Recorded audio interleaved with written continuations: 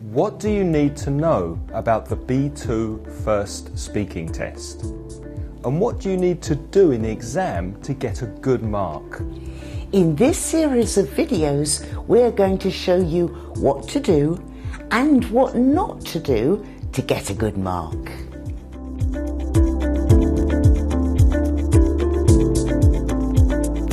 I'm Vicky. And I'm Craig. And we're going to talk about part 1 of the exam in this video. Part 1 lasts 2 minutes and it's a question and answer section. Let's jump straight in. Well, first of all, we'd like to know something about you. Vicky, do you like cooking? Oh, yes, I love it. I like trying new recipes that I find on the internet, and I'm interested in Chinese food.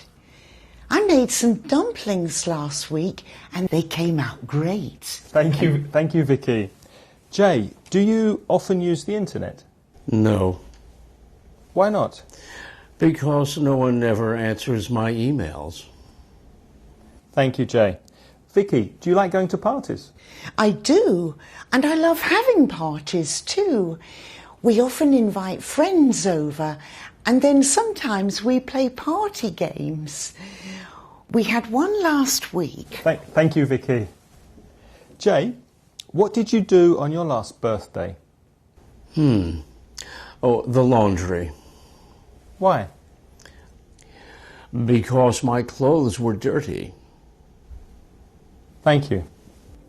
Who do you think gave the best answers, Jay or Vicky? I hope you said Vicky. Vicky's answers were better because she gave long answers. I didn't just say yes, no, or one word. I extended my answer and made it longer. Remember, the examiners don't know your level of English. You have to show it to them. But how can you extend your answers? A lot of students find this hard, so here are 3 ideas to help. First one, give an example. Vicky, do you like cooking? I love cooking. For example, I made some Chinese dumplings last week. A second idea, give a reason and say why. Jay, what did you do on your last birthday? Nothing much. I don't like birthdays because they remind me of my age. And a third idea, use but and although to contrast one idea with another. Do you like cooking, Vicky? Yes, I like cooking sometimes, but not every day. Thank you. Jay, tell me about your best friend. Oh, I don't have a best friend. Although I have a dog, he has bad breath. Jay's answer was better there. His ideas were strange, but that doesn't matter. He extended his answer. And it doesn't matter if your answer is true or not. The important thing is to speak. The examiners mark the quality of your English, not the quality of your ideas. Okay, now how can you prepare for part 1 when you don't know what questions the examiners will ask? We're going to help you. We'll give you some examples of topics you can expect, and you can use these example questions to practice. You'll need to listen, pause the video and give your answers.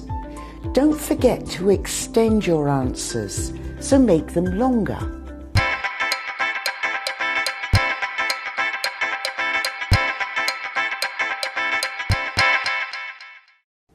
Do you prefer to study alone or with friends? Would you prefer to work for a big company or a small company? What do you enjoy doing with your friends? Tell us about your family home. Do you enjoy playing computer games in your free time? Is there a sport or hobby you enjoy doing? Do you enjoy going to the cinema? Do you prefer paper books or digital books? What kind of music do you enjoy? Do you enjoy going to the theatre? Which part of the day do you enjoy most?